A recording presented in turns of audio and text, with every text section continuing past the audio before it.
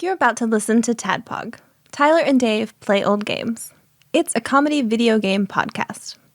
We would like to stress that the hosts are not experts and are really just very crass commentators. Seriously, this is an explicit podcast that happens to talk about video games sometimes. So please enjoy this pretty okay podcast with Tyler and Dave.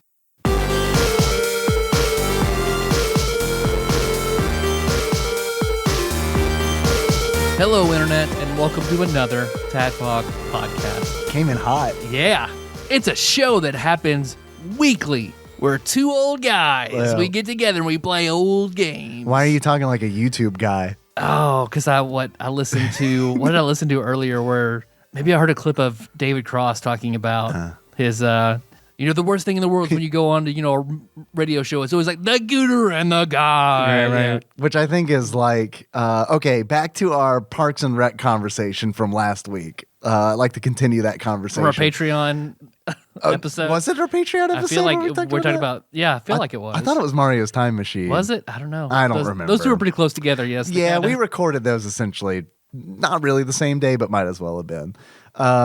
I think that Parks and Rec embodied that David Cross statement so well whenever they go on the local Pawnee radio station. Yeah. What is it? It's like something in the douche. Of course I remember the douche. That's Nick Kroll, isn't it? Nick Kroll's the The douche, douche, yeah. And I think she was dating him at the time. Yeah. Amy Poehler was. They're married, right? Yes, no? They They're broke not. up. Made me Oh. sad. It's like, oh damn. Yeah.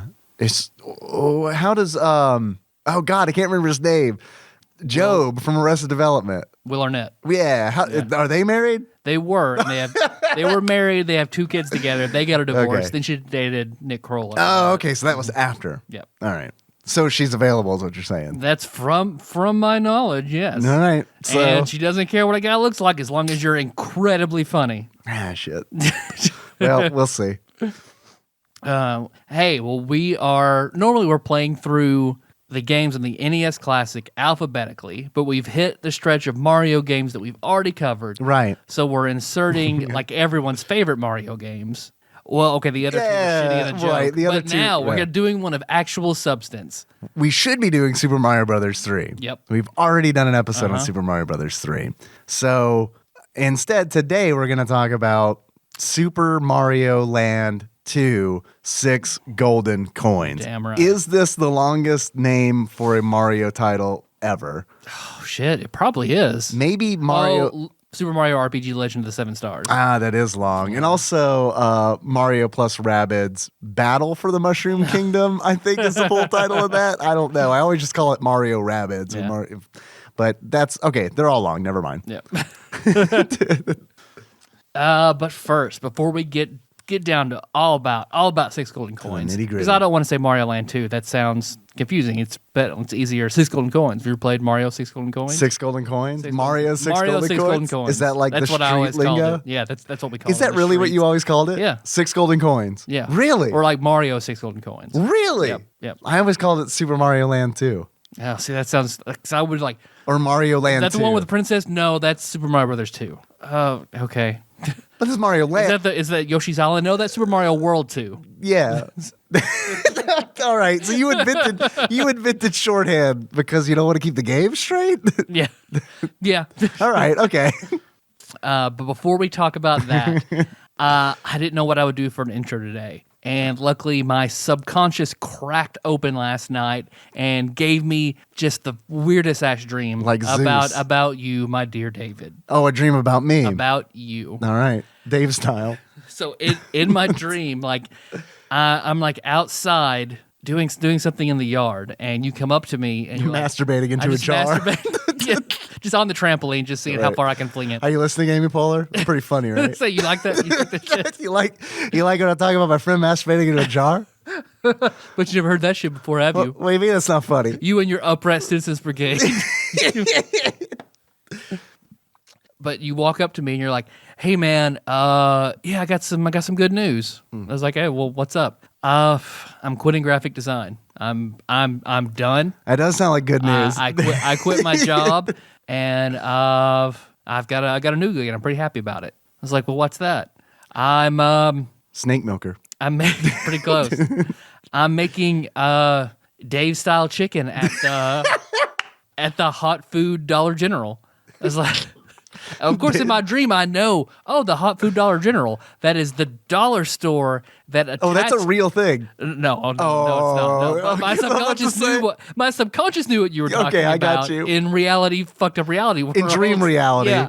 I'm like, oh, the hot food Dollar General. In Tyler's Adventure Dreamland. Yeah, it's basically just like the dollar store down the street, only in the back of it, added onto it, is like a shitty type shed. Like if you've seen like any like I don't want to say the Old West, but like just like a super shitty rundown 2-table diner, almost all made of like wood, where they serve like hot food, and they're like greasy old people that are just always sitting there for some reason. So like the first Cracker Barrel. Yeah, exactly. Because it was just like a dollar store that in the back they had a weird shitty grill that they served hot food on, and you quit your graphic design job and you're just gonna make Dave style chicken. And I was like, well, On that grill back there, and you're really excited about it. It's like, okay, well, what is Dave style chicken? And you're like, you just got to see. You just come on. I'm gonna open up tomorrow. Oh man! And you come down, and I'll get you some Dave style chicken. I'm building suspense in your dream. Like this is my marketing strategy. And so when I show up to the dollar store, line out the door, wrapped around, like going on for blocks. Like everybody has heard that you are coming. You've started working here, making Dave style chicken at the dollar store. And everyone's super excited. They're lined about up. it. They can't wait. Yeah, it looked like every scene you see in New York, where like people trying to get cronut or whatever. It's just like tons of people stretching as far as you can see. Everybody's excited. But I get to cut the line, and I go up, and there you are, dressed like normal you. No, like I would have expected in my dream some sort of uniform. No, it's just you. Like you've Chef got like Dave. Yeah, chicken Chef Dave outfit. Glasses. You got like a black shirt and like a hoodie on, and like some jeans. And, just making some Dave style chicken. All right, I want some Dave style chicken. Like, all right, man, it's super popular. Everybody's like, I'm making a lot of money. This is my new life. Like, it's awesome. I was The like, life all right, well, that chicken built. Make me some Dave style chicken. Yeah. And Dave style chicken is you took a chicken breast and you would boil it till it was done. Yeah. Put it on the flat top grill and melt a piece of cheese on it. Man, how did I know cheese was going to come into this? And it's not like you just melted a ton of cheese on it, and you like scooped it up and put it on a paper plate, and you handed it to me like Dave style chicken. So everybody fucking loves it. Did you? How did you eat it? It's like chicken with cheese on it. Yeah, so it didn't taste great. Like I wasn't like, oh, this is it. I was just more like, yeah. Well, okay, it's popular. I'm glad he's doing something he likes now. Are you sure were any of those people coming back, or did I just do a good job promoting Dave style chicken? But like people come through and they were excited. They were eating it and giving you tons of money, and you're like, but man, all this kind of comes at a cost. I was like, what's God! Wrong? I mean, you seem pretty good. He's like, you're like, I'm good for the most part, but I mean, there's no age restrictions on eating Dave style chicken. And I was like, why would that be an issue? Like, well, okay, what's wrong? Well, I need you to help me. There's this girl who loves Dave style chicken. She's here all the time, and she keeps hitting on me and flirting on me, and she's cute, but she's like 15. And I was about to say, spoiler, she's Amy Poehler. It's like I just can't have this underage girl like eating all this Dave style chicken and like trying to seduce me. So I need you to take care of her. Oh, God. So what'd you do? Like I remember I walked up and I started talking to her, and she's just like, she's gushing about you and Dave style chicken and how much she loves you. Yeah. And then at that point, really I wake up to Melissa going, "Oh shit!" So I get up. Was everything wrong? okay? What's wrong? What time is it? I look at my watch. Is Dave style chicken open? And then you realized you were in a dream in a dream. You Bob Newharted yourself. I pull up my top and I spin it to see where I am. She's like, "What time is it?" It's 6:30. Oh, sorry. She laid back down. The saga ends. We had to be up in like 15 minutes. But all right. So earlier when you said that I decided that I was done with design, I was like, good. I know that's not true, because the whole time you're telling that story, I was like, I wonder what Dave style chicken logo looks like. I don't know. Given that recipe listener, can you make Dave style chicken? Can you post a picture of your Dave style chicken in the comments, to this episode? the Facebook comments, or the comments to the Facebook post for this episode. That'd be fucking brilliant. If you do that, we will send you something, which is also something I said last time where I asked you to tell me how long it takes you to climax when masturbating. Thank you for those. Thank you for telling me. Yeah. We got a few of those. Again, I want to. Those need to go in the comments on the Facebook post on the TADPOG page, not in TADPOG Nation, the group. Yeah. Because that's the group is that's the private club. Yeah. You got to fly your freak flag in public. That's right. Yeah, exactly. You got to do it on the TADPOG. You got to put it out there like page. Ryan Walters did. I know, exactly. I loved it. God, man, Ryan, former master of coin. I'm still like, every time I think about that comment he made, I just fucking beam. Because it's like, I could tell, man, that book was like, that was his book.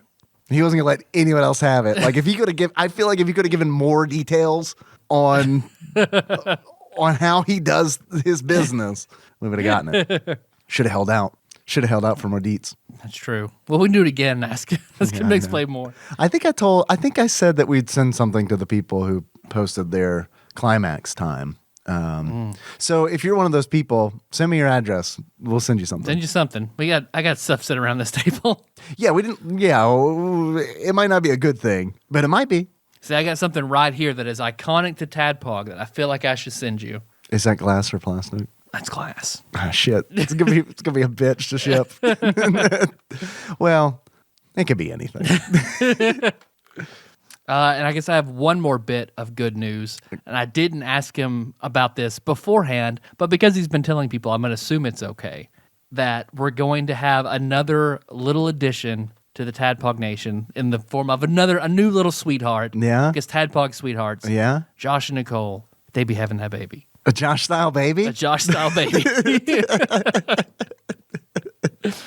Because you were talking earlier that he announced it on Facebook to our friends by just saying, hey, gonna be a dad. Yeah. Yep. Yeah. And my reaction was, like? Let's call everybody and see if we can all change it to angry faces.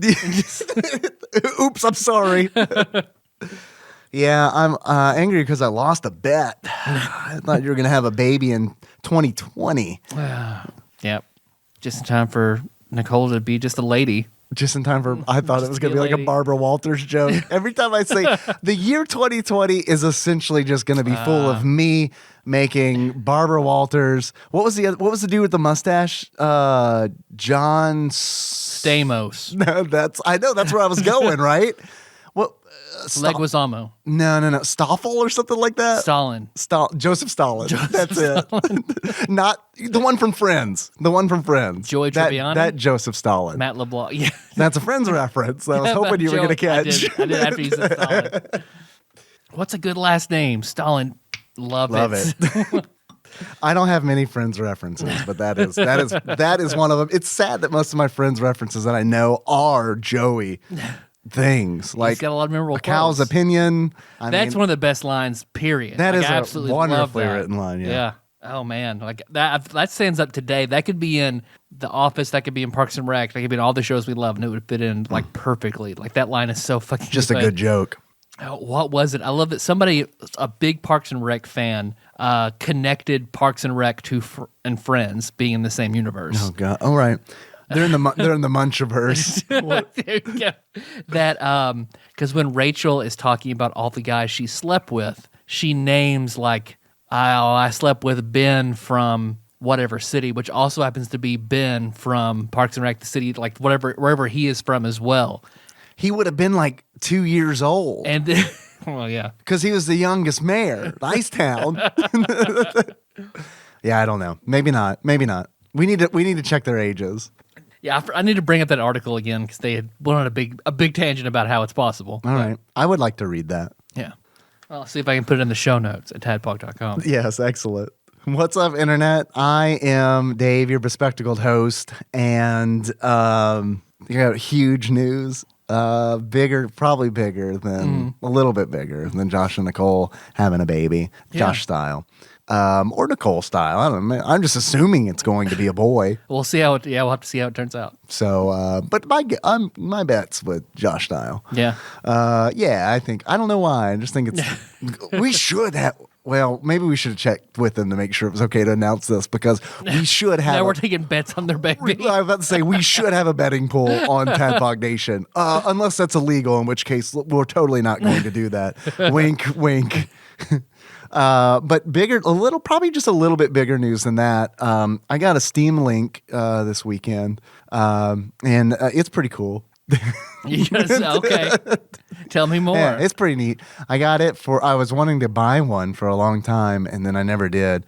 And then Barbecue Baron Drew of Hops and Heroes podcast, he mentioned in the Tadpog Nation Facebook group that there was a bundle sale where you could get a Steam Link and Hollow Knight for like under $20. Oh, yeah. And I was like, the time is right, I think. I need to go ahead and get this. And I did. And it turns out I really like it, like a whole lot. Linger the game. Oh, I know. I have not played the game. Oh, okay. Much like all games that I buy on Steam, I will play Hollow Knight in probably 7 years. I'll get to it eventually.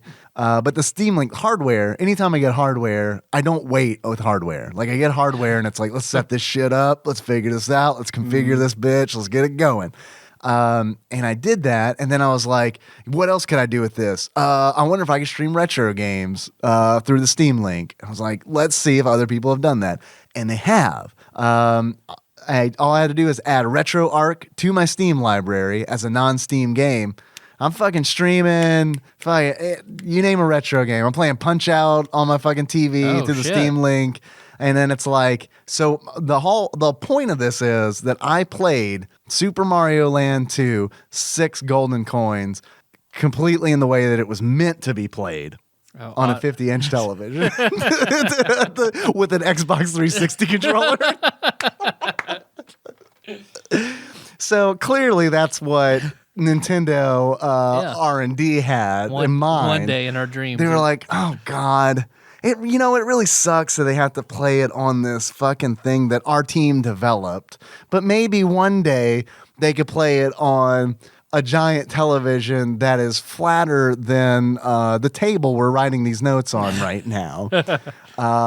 With a controller that, I don't know, what are those things we used in the arcades? Oh, joysticks. It's just got 2 joysticks on it. So maybe that's how they'll do it in the future. And that is how I did it. That Steam Link was a fucking $1, and it is like pretty good. Mine was $50. I almost bought one for full price like a month ago, which is why when I saw Drew posted that, I was like, I have to do this, because it's like, it's meant to be. It's meant to be. I almost bought one for full fucking price just because I can't remember exactly. It's a stupid reason. I probably just wanted to play a game on my television and didn't feel like moving my computer 20 feet to hook it up to a television. It's like, it makes a difference. Is that worth $50? Yep. Yeah, I guess it is. Hey, this is why I have no savings. Also, the Steam Link reinvigorated my interest in Steam because I hadn't played a Steam game since Dream Daddy, but Dream Daddy doesn't really truly count. Hey, I just remembered the reason I wanted to get a Steam Link, Dream Daddy, because I did not want to play that in my office. I wanted to like lounge on the fucking couch. And yeah, that is exactly when I looked up how much they were, and I was like, $50. I don't know, man. I was close, but didn't do it. So when I was setting it up, the Steam Link up, I was like, man, I need to test this out. I need to test it with I wanted to see how much latency there was. And I've got it all hardwired, so I wasn't expecting. Basically, it has to be hardwired. That's what I've heard. I didn't have good success with mine not hardwired. And I just did it because it's like, I've already got the fucking router in the middle of the house anyway. And I could run the Ethernet cable through the closet and, through the hole in the wall I drilled and all that. So it wasn't a huge deal. And I was like, I'm not even going to try the wireless because I've heard it is not good. Nope, it's not. Which that's a shame. But I was like, okay, so I've heard it's not good wireless. Let's see how it is wired. I was worried there might be a delay or something like that. So I was like flipping through and I was like, let me find something that is like really action heavy. I don't want to be playing like a Telltale game or something and be like, it's flawless. No lag at all. I had plenty of time to hit C and then my choices not matter at the end of the game. Yep. So I was like, let me flip through, and I was like, I ran across a game where it's like, holy shit, I own this game. Jamestown. Are you familiar with a game called Jamestown? I own this game as well. We must have got it in like a Humble Bundle or Yep, something, yep, right? yep. Okay, because I was like, where the hell did I pick this up? And it is like a bullet hell shoot 'em up, vertically scrolling shoot 'em up, and I honestly would have fucking skipped it even when I was trying to test out the Steam link, but I listened to a podcast. It's a great gaming podcast. Everyone listening to this probably knows about it. Watch out for fireballs. They did an episode recently on Jamestown and Ikaruga.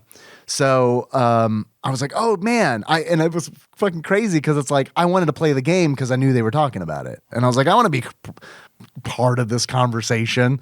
I want to know what they're fucking talking about. So I almost bought it, and then I don't know, forgot about it or something.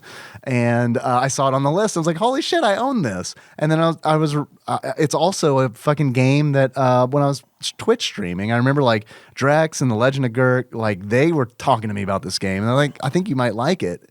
And I was like, I don't know, man. I don't really like bullet hell games that much. And I've also like hard passed on Enter the Gungeon so many fucking times that like I can't go back now because I was so staunchly like, I remember telling old fashioned Ramon like at least 5 times, nah, I'm not gonna buy that game.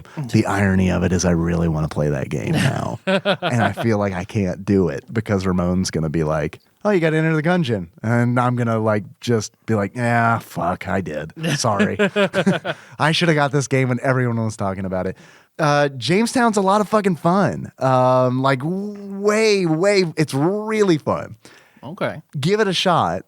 Since you own it, give it a shot. You might like it. It is a bullet hell, but they do interesting stuff with it that I think you might like. The way they like handle the difficulty curve is really, really nice because there are like 5 or 6 different difficulty settings, and story is kind of gated by difficulty settings. So I don't know. You might like it. I've really enjoyed it recently. Okay. I will give it a shot. So that's been the game that I've been playing other than Super Mario Land 2, 6 golden coins. Yeah. I've just been playing 6 golden coins and the mobile game that I cannot quit. Like it is you've mentioned this, and I cannot remember the name of it because it has a very mobile game name. Empires and Puzzles. And it's not a mobile game unless it has empires in the title, right? More puzzles, yeah. More puzzles. It'd be a puzzle game. Because it is, except I started playing the Trailer Park Boys mobile game on recommendation of my buddy Bobby, back when we used to work together. Buddy Bobby is a character from Trailer Park Boys. I have not really seen a lot of Trailer Park Boys, but Buddy Bobby does sound like... Buddy Bobby, you're right. But I was playing it, and you could double your income every 4 hours by watching a video. And one time they showed a trailer for Puzzles and Empires. I was like, that actually looks pretty good. I'll check that out. Wow. I did, and I fucking love this game. No one plays it with me, but and I would love it. And I would love it. It's just developers like, one day this guy's going to buy something and we're going to make a little bit of money. So, I mean, I want to plug it now. If anybody wants to join up and play, it is a match 3 game, but it has pretty deep RPG elements to it. So basically you assemble, it's the match 3 whenever that's how you fight your enemies and go progressively through stages. And the story is shitty generic fantasy, but the cast of characters, because you're 5 different elements like Magic the Gathering, and each color has different characters. So you're trying to mix and match the best team. It's all random draw and who you get, and training camps to make new characters. All these rare characters on 1 to 5 stars rarity or whatever. Just a lot of fun and a surprising amount of depth. And once I joined a guild, and I have made friends on there, and really like real people. Like we talk on the chat system because you have to that's work. Awesome. You have to work together because you have your kingdom that you build up. Yeah. And then there's a storyline you progress through, and then there are raids on so it's PvP. Although the other player is AI, But you set up your AI team. Okay, I got to you. defend So your it's castle. team You're versus not team, actively, but it's not player versus I'm player. actively attacking and their AI defending. Like you set up your defense team, strategically. So you are while you're attacking another away. player, Yeah. but it's not the player controlling Right. the defense. And they have the extreme advantage. It's very hard to win. Yeah. But Do you lose anything if you lose other than like time or time, and then I don't think you can't lose resources. they can send you a nasty message? No, I don't think you can private message anybody in this game, so you're not going to get griefed by anybody. I'm out. No thanks. And then there are titans, like the epic monsters that your guild, up to 30 people, will try to take down progressively harder ones. Cool. And they drop, because you have to have certain materials you get from that are rare drops and event drops and things like that to ascend, because you have a character, say you get a 5-star green character, you can get taken to level 50 and it caps, and you have to ascend them, and you have to have certain items to be able to ascend them to second level. Promotion items. Right. And then Slade can become a ninja. Exactly. Right. And they get a little harder, and the level cap rises every time. So it's like a 5-star to ascend to the final level takes like a lot of really rare things that you need to like beat titans for and stuff like that. So is that where they make their money? Can you buy the rare things? You can't. Where do they make their money? Because like this is sad, but like every mobile game has trained me to like turn into my dad. Like every time anyone mentions a mobile game, like I transform into my dad. I'm like, how are they making their money? Well, you can buy gems. Are their exclusive? They're That's their real currency. That's the currency, and you can use that to like refill your life, because there's your life bar and your raid bar, which is fighting other players, and your Titan energy bar, and you can pay to like get items to refill those and Essentially, raise so you get the more cap on your turns. heroes. Yeah, and then there's the summoning gate where you get free tokens sometimes to do a random draw to try and get more and more rare people. So you can buy summonings, things like that. And there are heroes of the month that are very powerful, but you can only get those if you happen to have enough gems, which they're expensive. So you can still try to get a hero of the month, or you can buy like 10 turns with the in-game currency to try and get a really good, once per month. Once the month passes, they're gone forever. So people trying to get those to make money with that. And I take that back. You can buy ascension items, but they don't offer them very often. I see. So they will do like a $10 pack that'll have like 3 of them and a whole bunch of gems and stuff like that for a bundle. And then they'll do like over Christmas every day they have like a small, like you could get one ascension item for like long $1. time. You're talking I've been about playing Christmas. it obsessively for a long time, to the point that Melissa's like, I wish you wouldn't play that game so much. So I'm not sure if she's in the room. I think that she is. We're in the fort, I'm not so sure we can't either. see. I said something about her earlier that made her pop around the corner, and I was like, oh, she isn't here. So I'm not sure if she's here. So I don't know either. I haven't heard her laugh at anything you've said. She won't laugh at anything I say, but Jed laugh at anything you've said, so I don't know if she is or not. Dave style. I have a question for you. And since I'm not sure if she's in this room because we can't see, blink 5 times if you've spent real money on this game. All right. Well, I cannot reveal whether or not you have, but yeah. We'll just leave it there. I don't know where. Oh, damn it. I painted myself into a podcasting corner. But again, like if you start playing and you like it, send me a message, and I'm now a co-leader, so I'll just kick someone out of the guild and you can come in. What's your name? Oh, your guild is maxed out? Yeah, it's at 30 people right now, but some of them are shitty. And usually, like, if you miss 3 Titan raids, then you're just booted or whatever. Okay, question. If you leave, does anything, like, do you lose progress, you personally? No, but your guild does have a score overall that ranks you against. So you're invested then. Yeah, there's a new thing called Alliance Wars, where guilds basically will square off against each other in these big, one-on-one raids against each other. Because I was gonna say, just start TADPOG Nation as a guild. Well, I could. Yeah, that's true. But then you're gonna lose the all the guild progress you've built up. That's true, because we're like almost in the top 100. So nice. Out of how many? Do you know how many there are? A lot. Yeah. A lot. Cool.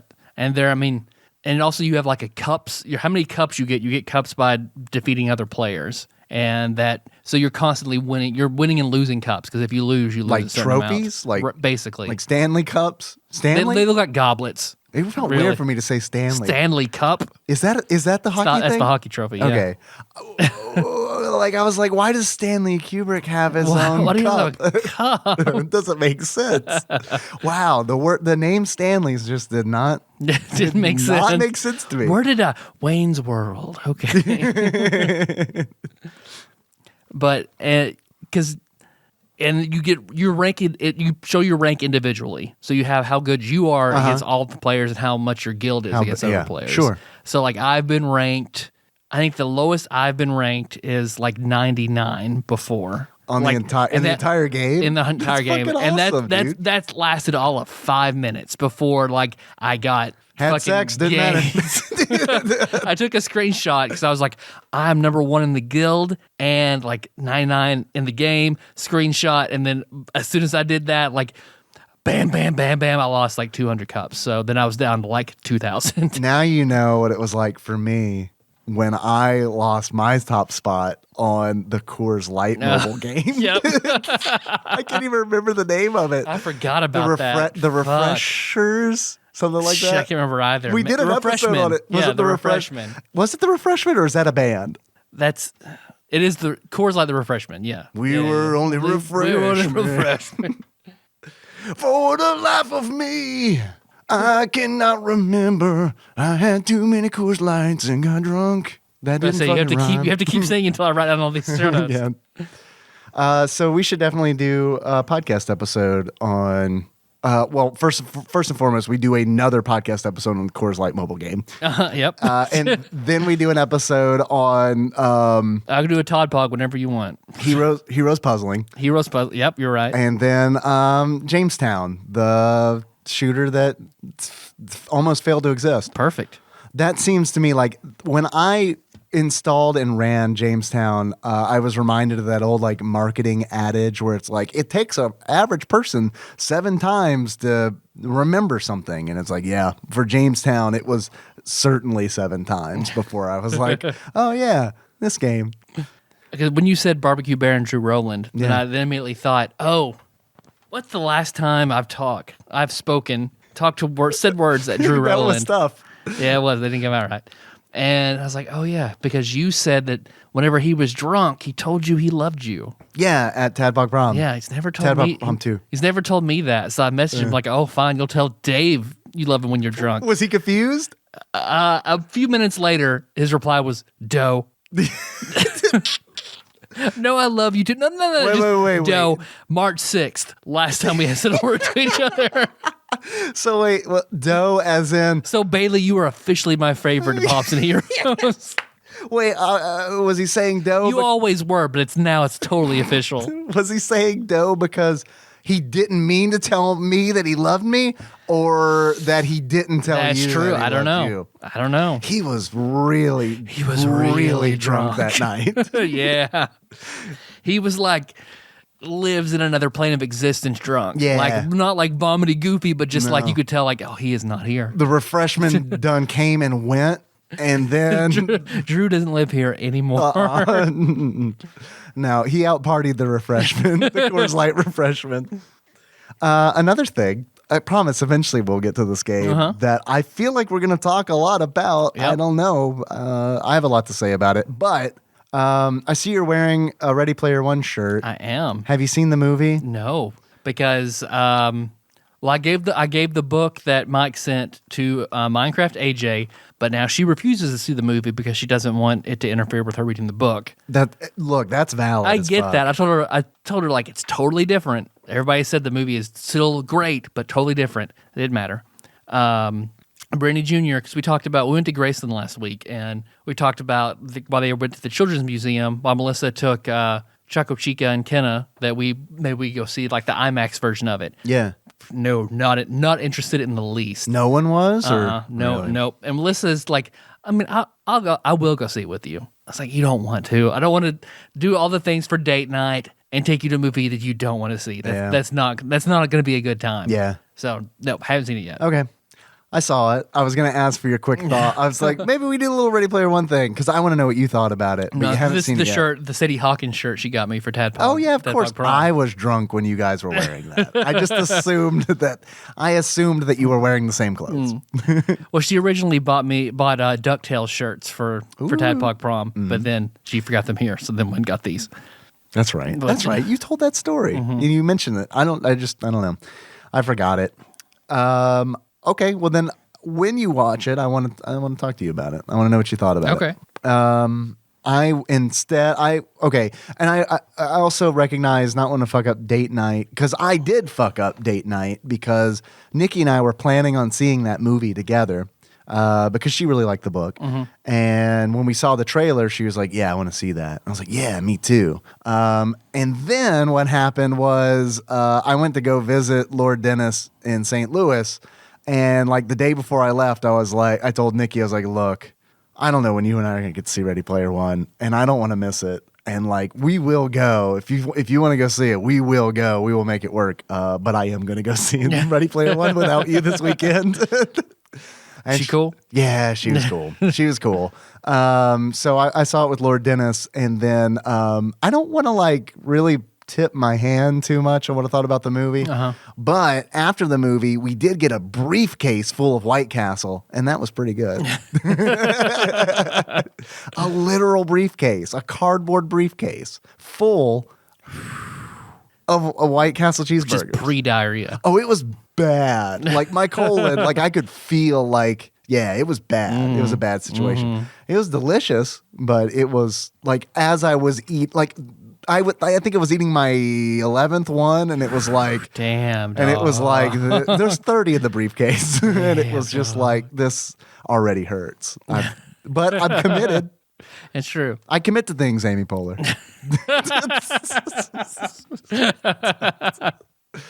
I think now we can probably talk about the game. Okay. Everyone's probably pretty upset we haven't talked about it yet. We're like 3 hours into this podcast. Especially because I'm going to plug this episode on in my Puzzles and Empires chat. Nice. Okay. Yeah, cool. All right, great. I've gotten one guy. One guy has listened. I talked about it, and what's his name? Vienno. He listened. He's Vienno. He's what's up, man? It's pretty good. It's pretty good. All right. He used the title. Like, does he say it like that? I guess he's my favorites because he's the only one who has said they listened to the podcast. He listened to the Final Fantasy episode. Guild promotion. Yeah. So there you go. All right. Awesome.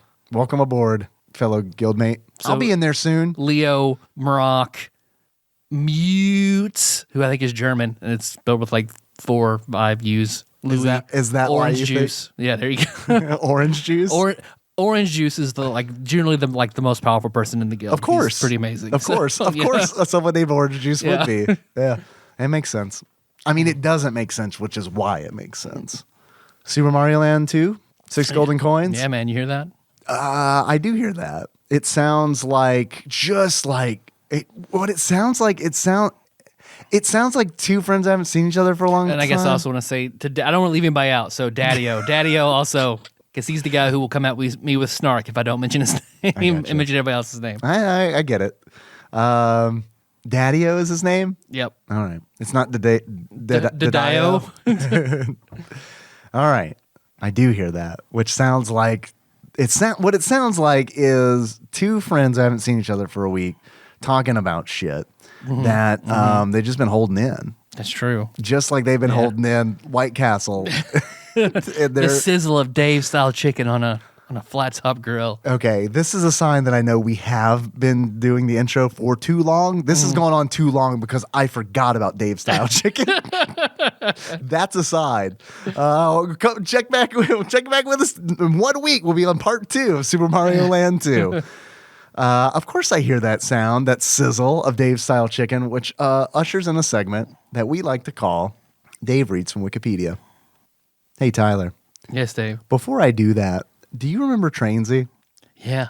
Sometimes I think about, I hear Trainsy at my house, and I think about, I was like, I wonder if Tyler remembers Every time I Trainsy. hear a train, I think Trainsy. Yeah, and I'm like, I wonder if any of our long-term listeners remember Trainsy. Because Trainsy does not get referenced very often anymore. No, because sometimes I can hear Trainsy where I live now, but like the audio would never pick him up. Yeah, and I think I got excited one time on stream because I was like, Oh, do you guys hear Trainsy? No, we don't. You set up your audio too well. We can't hear Trainsy. Yeah, all right. Fuck. Also, quick comment. Elvis's house. I didn't even ask you about Graceland. Weird. Yeah. It's a weird sort of. It was interesting. Yeah. But by today's standards, it's a dump. Really? It's weird. It's so weird. It's a dump? Yeah. Isn't it weird how like, okay, so like what was considered a mansion in like the 1800s today is just kind of like, Oh yeah. I mean, it's bigger than my house, but not bigger than my parents. Yeah. His mansion, like my parents' old house was bigger than Graceland. So yeah. But granted, you can't see the upstairs in Graceland. They've built a wall. No one can see upstairs to go upstairs. So I don't know how big the upstairs Like is. a brick wall, like they walled it They've off. walled it off, so you can't even because there are mirrors everywhere. They don't even want anybody. That it was Elvis's personal, and he was always very weird about people going up there. So out of respect, like no one goes up there, and you can't look up there. And the only person that's gone up there, I think, is Nick Cage, and it's because he married Lisa Marie Presley. Really? I didn't know that. So, really? Yep. Interesting. So clearly Elvis lives up there. That's the speculation. Did you ask the tour guide? I mean, that's also where he died too. So Oh, I see. allegedly. They just left him there. So yeah, he's just on the toilet maybe dead. that's Just it. left him. Yeah, maybe that's it. I can't. We went through went through his stables and Stables? yeah, he loved horses. And we went through his game room where he has his personal squash court and where his friends would hang out. Oh, I thought you were going to say And he's buried in his backyard with his brother, and his parents and his grandmother. They're all out there with an eternal flame and everything like that. And there's a little pond, a fountain behind it. I gave Ken a quarter. I was like, you can throw the quarter in and make a wish. She threw it in. She closed her eyes. I want a pet unicorn alive. I was like, no fucking tricks. Alive. alive. Because she just keeps getting dead ones. Just Did she go to the stables afterwards? where my unicorn? Another dead one. Sorry. Of course I hear that. We didn't take her to Build-A-Bear, and she got to build a My Little Pony. So That's good. Was it a unicorn? no, she didn't want a unicorn. She wanted one with a Changed her mohawk. mind. Yeah. No, that's honestly better than a horn. Okay, guys. Super Mario Land 2, 6 golden coins. It is a platforming video game developed and published by Nintendo for the Game Boy, which does have a space between Game and Boy. That is a thing that I always struggle with as an adult, and is the sequel to Super Mario Land, also on the Game Boy. It was released in Japan on October 21st, 1992, and in North America in November 2nd, 1992, and it came out in Europe in 1993. It was created by director Hiroji Kiyotaki rather than Mario series creator Shigeru Miyamoto, which is a little bit of trivia that probably a lot of people know. I feel like the Super Mario Land, I don't really even think Nintendo really recognized it as a legit Mario series until one of their 30th anniversaries or something like that. Yeah. So, which is a shame because I think this is a really good game. I think this game is wonderful. I think this game playing it reminds me of Link's Awakening. Yeah, totally. Yeah, I mean, very much so. I'm really glad that you said that because I've got it in my notes. It's of the same caliber as Link's Awakening. Link's Awakening, we did an episode on Link's Awakening a long time ago, back when we were in Annex 2, and Link's Awakening is still my favorite Legend of Zelda game. And I don't... Oh, yeah. No, absolutely. Bar none. And I'm not a huge fan of that series, but I love Link's Awakening. Link's Awakening it's fucking fantastic. is the first game I remember staying up 24 hours to play. And that game is wonderful. On a wonderful system. I know the Game Boy isn't a sexy gaming platform by any stretch of the imagination. Even when it came out, it was kind of it's black and white. It's, a fucking brick. But I love the Game Boy and I love Link's Awakening. I also love Super Mario Land 2. So I'm really glad to hear you mention Link's Awakening. Yeah. I just get excited. I want to talk about Link's Awakening again. Did you play this much as a kid? I did, yeah. I owned this game as a kid, and it's probably because of the commercial where Wario hypnotized my parents into buying it for me, and it worked, and it's great. Everything turned out wonderfully because I loved it. I have a very distinct memory of this game. So I got this game probably a little bit before I mean, it was just like maybe like a day or two or a week before I went over to the UK as a child. Okay, get to play all those fun football games. Yeah, man, so many football games over there. I mean, it was just like, Jesus Christ. I stayed over at someone's house and was like, you got to have something other than fucking soccer games. Please, send me up Mario something. What comes with your systems here? Fucking soccer games? Are you shitting me? Really? They packaged in? I don't know. Oh, it man. seemed like it. Like he had like... Giles, if you're listening, I'm sorry I'm putting you on blast, but you owned like fucking 8 goddamn soccer games. How many do you need? I mean, God, like Nigel's the only other more British name Than Giles. Yeah. Or Rupert. How about Rupert? Yeah. Rupert's pretty. What's another one that is a girl's name here, but it is a boy's name in the UK? It'll come to me later. Ashley? No, I mean, Ashley, I think it's pretty... It's like what, probably 50-50 here or less. Less, I'd say. I only know one boy, Ashley. I think it's like Lindsay or something like that. Okay. Maybe not Lindsay. Send it to Lindsey Graham. Right. Yeah. I know who will know, and that's Ross Rachel Green. So let us know what's a girl name over there. That's a boy name over here. Yeah. But I mean, he'll be able to tell us girl names over there, but he won't know over here. So we need somebody who's lived in both worlds. We need an in between. Hey, Sam of Megalixir fame. You're right. You know. Come on. Let us know, please. So I remember, this is my memory of Super Mario Land 2. Playing it on a train in Wales, I think. Mm-hmm. And like, I remember looking out at the countryside and being like, this is beautiful. But I got to beat Wario. This is beautiful. I love this game. Yeah, it's so wonderful. And that is what happened. It was like, I spent that train ride. Okay, here's the breakdown. Imagine a pie graph, pie chart. Pie chart. Imagine a pie chart. All right, the biggest slice, the Pac-Man looking piece, is Super Mario Land 2. Okay, and then there is a piece that's okay. Second to smallest piece, and that is checking out the girl who is also on the train, who is 2 grades above me. And going after those older middle schoolers and smallest slivers looking outside. I think we both like older women. We're both married to older women. Yeah, we are both. Yeah. Nikki is does she love it when I bring up that she's older. Oh, so does Melissa. Oh man, I'm talking about like we are completely different ages. She's so much older than me for 7 months. That is a long time. Nikki and I are a month. Not even. We're actually like 16 days, 17 days. But nonetheless, I get to enjoy being younger than her for those days. I love rubbing it in. So yeah, that's my memory of Super Mario Land 2. And I beat that game on that train. So that was cool. And it's kind of weird because it's like, it's backwards. But it's like those two, like that is a memory that's just like cemented in my mind when I beat Super Mario Land 2. I was on that train. I honestly can't remember if it was Scotland or Wales that I was in, but I do remember that there were green hills and there were sheep out there. So I don't know. So when I said it was cemented in my mind, I lied. I just remember I beat Super Mario Land 2 one time.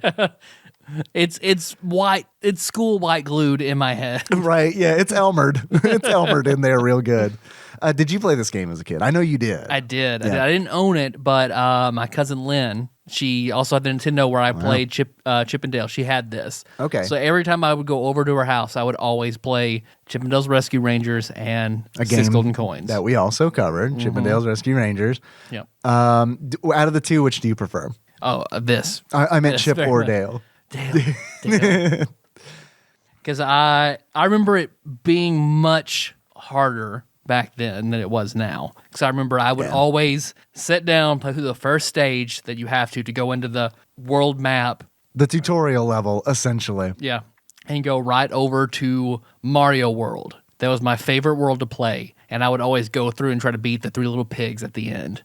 And very rarely would I do it. Like by the time that 3rd pig would normally kill me. The three little pig heads, I believe, is their official official name. You brought up a bunch of things that I want to unpack. Because like in that 1 or 2 sentences, it was like, man, you pretty much just summarized all the fucking things I want to hit in this game. This game is a very easy game. Like this game is like, as far as like difficulty goes, like I put this, I think this is easier than some Kirby games I've played. Oh, yeah? This is a very easy game, except for the very last level. Oh, yeah. Which you confront Wario. By the way, this game is the first appearance of Wario.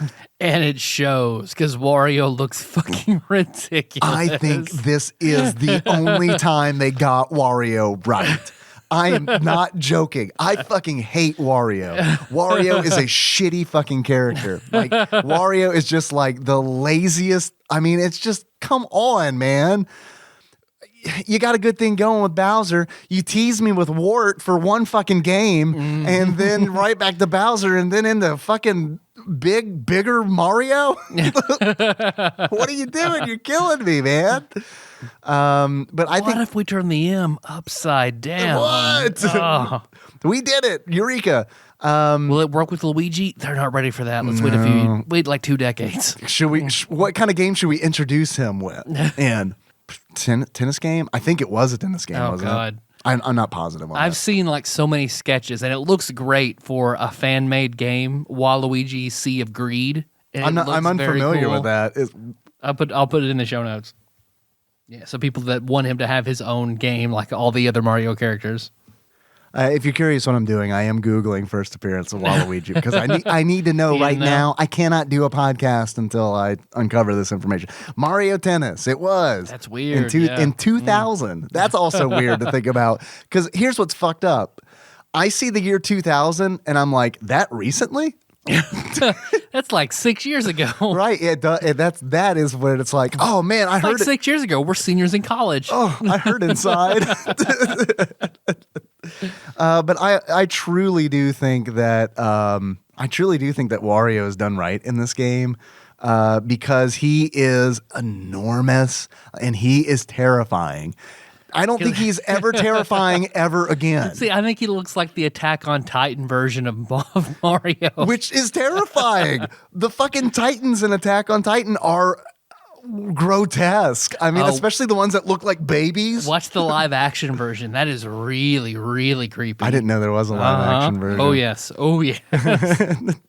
But that is like, that hits a special kind of like horror spot for me where it's like, oh God, like I feel like they did a really good job with Wario in the beginning times. And they do such a good job of like teasing him too, because the premise of the game is while Mario was in Sarasaland, I think I probably mispronounced that, but when he was fighting the alien in Sarasaland and rescuing Daisy, he meanwhile his castle was stolen, taken over by Wario.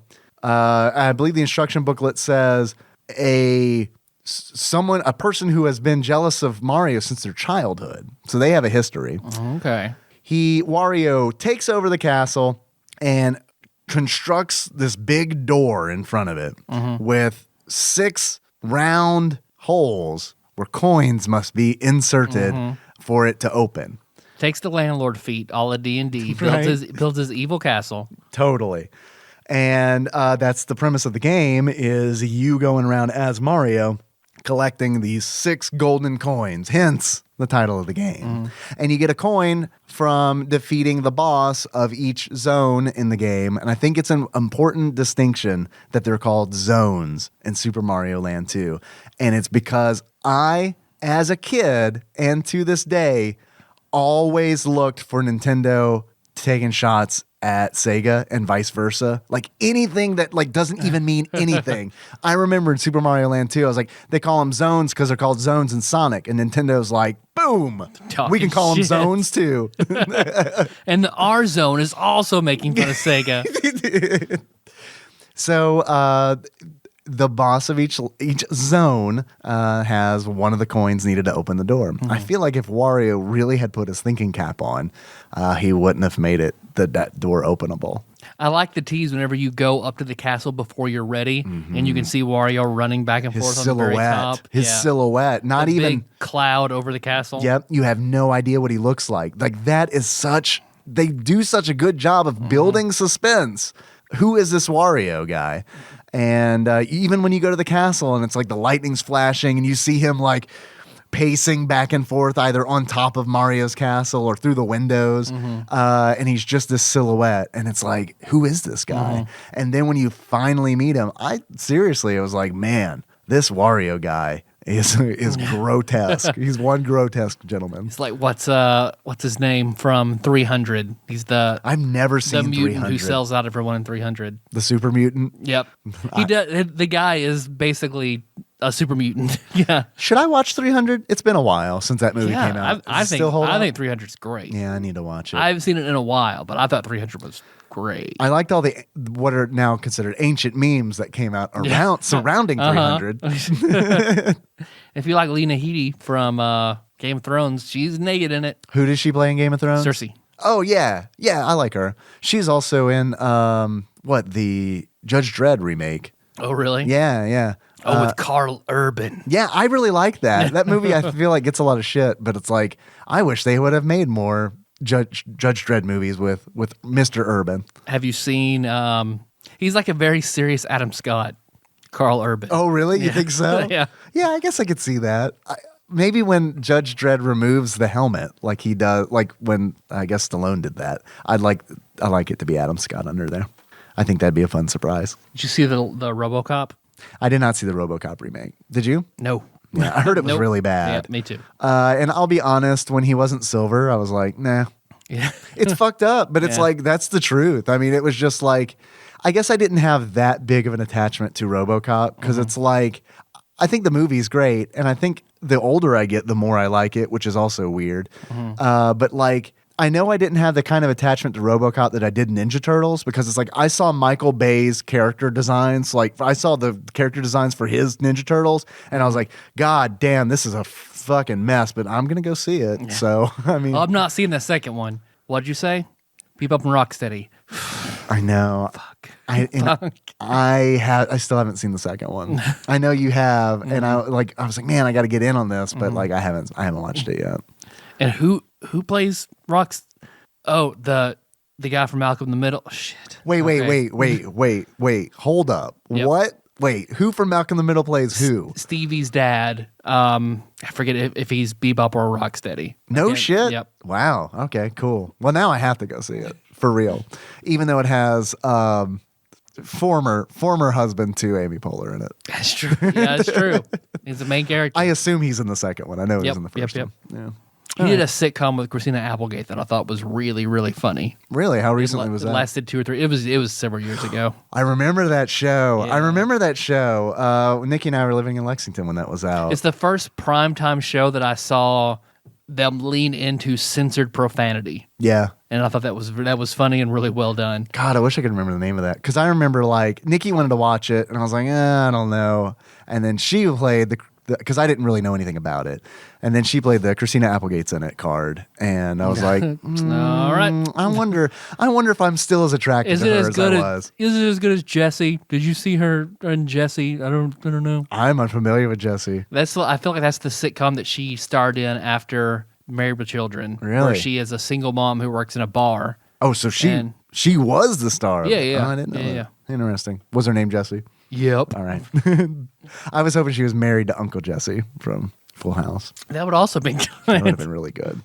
John Stamos gives the guided tour on your iPad you're given to you in Graceland. Oh my God. That just made me feel so good. Does he do it as Uncle Jesse? That would be great. He mentions Uncle Jesse because the character of Uncle Jesse is named after Elvis's brother, Jesse. Motherfucker. God, you have so much more knowledge than I do now. So it is a trip I enjoyed. Despite the fact the house was weird, it was still cool to see. And it's something I would have never, ever, ever went. Yeah. Had it not been for Melissa being like, "Hey, let's go to Graceland." Let's go to Graceland. I hear Kenny can get a unicorn there. Yeah. Oh, did you? Oh no, they're dead. They're all dead. Shit. Sorry. Forgot. She get a dead unicorn. I'm sorry, Kenna. All the unicorns died with Elvis on the toilet. They just left him up in that room. That's why we can't They're all go up there. yeah. All of them. If you hit the ceiling hard enough, sparkles will come out. But Actually, when you go up to the wall, that we call it the unicorn Elvis tomb. When you go up to the wall, the unicorn Elvis tomb, there's 6 round slots. You have to put coins in, and once you do, if you're a necromancer, you can go. You can gain entry to the tomb. Fucked up Elvis on the toilet. Yeah, that is like, good God, we just wrote the next. Blue sweet shoes. I'm pretty sure we just wrote the next Castlevania game. I fucked Anne Margaret. Did you know I was in a movie with Mary Tyler Moore? Did not know that. I didn't Undead Elvis, thank you. Yeah. Fried peanut butter sandwiches. That I knew. That's a common one. I feel like all the weird. I don't know. Maybe it's not common. It's common knowledge to me that he ate weird sandwiches. Because Nikki also enjoys a fluffernutter sandwich. Yep. Yeah. And it's like, I guess that's the thing that he ate, apparently. According to her. It's like a defense mechanism. And Shut up, Elvis ate it. Yeah. What are some other? I gave Nixon a gun. Yeah. And like he barged into the White House to be with his one, drug right? czar and gave him a gun. I was very high. Yeah. He misunderstood what drugs are, man. Prescription drugs are fine. Because what's that SNL? That SNL song, like I first got horny to you, and they're all talking about like when they were kids, the first like person they saw that like, oh shit, okay, and like Elizabeth Banks was like all about the dad from The Nanny, and they're all going about who they liked. And I asked Melissa, I was like, who was yours? And she had to think about it. She's like, yeah, I think it was Elvis. Undead Elvis. It was Elvis. And she'd love Undead Elvis. Undead, because he's in the background in Death Becomes Her. You see him in the background as taking the eternal life potion. What? Yeah. Don't worry. In the show notes. You know who else is fat and bloated like Elvis at the end of his life? No offense, King. Wario. You're damn right. You're talking about, let's see. Well, the power-ups in here are a little different. They are. One in particular, which is the carrot. Yeah, the carrot, which, as far as I understand, they never made a return. Yeah, I've never seen it. I haven't seen it. I don't know if it exists elsewhere. It might. But the carrot, yeah, turns you into Bunny Mario, which allows you Makes to... you run faster, right? Like, No. No? Okay. No. All right. You glide. Oh, like rabbits do. Okay. Like yeah. how rabbits do, yeah. They flap their ears, and glide. And glide. Slowly. Yeah, okay. Never mind. Yeah, it's kind of a stretch. I don't understand. Stupid me. Stupid. If I were to take a guess, I would think that somebody drew Mario with bunny ears, and then someone was like, "Oh, well, clearly we need to build a game around this." Is that Lola Bunny you're drawing there? Why don't you What put is a Mario hat on her? Shit. Oh. All right. We can do this. We can use this. Dude, I am so glad that you brought up Lola Bunny because you opened a door that I forgot to open when we were recording our Patreon bonus episode on Mario Odyssey. Do you realize I had this epiphany or epiphone right now. Your Epiphany. My epiphany, yeah. That's an EpiPen for my butt or my vagina if I'm in the UK. That's for you, Ross and Sam. There you go. Welcome. There you go. Yeah, I hope you guys enjoy that. And Paul. Yeah, of course. And Paul. And Pauls. All Pauls who are British. Here's what I realized. For some people, kids right now, middle schoolers right now, sixth graders right now, Minecraft AJ. who played Mario Odyssey, the female brutal rabbit is their Lola Bunny. It's Kenneth's favorite. Kenneth's favorite brutal. I guarantee you. I guarantee you. If we were to go, if I do a Google search, an image search right now, for that bunny, we will find pornographic images. Oh yeah, you're damn right. Come all over that metal hat. Yeah, right. Well, I guarantee you we will. She makes all sorts of nuts explode. I propose for our Patreon donors that you and I do a live stream where we just search for those jerk off images. to Lola Bunny. Right? We play jerk off to various pornographic rabbits. we play Soggy Cracker. You're no offense, but you're gonna win. Well, but then again, maybe not, because it's like I don't want to. No, again, no offense, but I don't want to ingest your semen. It would go, fuck you. I'm sorry. Joke's on you. You've ingested plenty of my semen over the years and did not know. You can go to jail for that. I just want to let you know. Be careful what you say on microphone. Every time we've recorded, I come on the end of the trainsy horn. Well, there you go. Willing participant this time, and this time only. I mean, it would work one of two ways, because I haven't jerked off in so long. Either it would be really quick, or it'd be incredibly long, because I'm not used to it anymore. But you have sex like every 20 minutes. Yeah, so you can't even use that logic. Doesn't hold up. I haven't had sex today yet. I'm surprised. Yeah, I'm surprised. What other power-ups are there in this game? The standard mushroom, fire flower, fire flower. But that's a little different. Star. Yeah, because you get the little feather. You get a feather. In your head. Mm-hmm. Which is brilliant because it's a black and white game. So Mario can't change color like he normally does. So they add a little visual indicator that, hey, don't forget, you can throw fireballs. Not fucking super bouncy balls like you do in Super Mario Land, which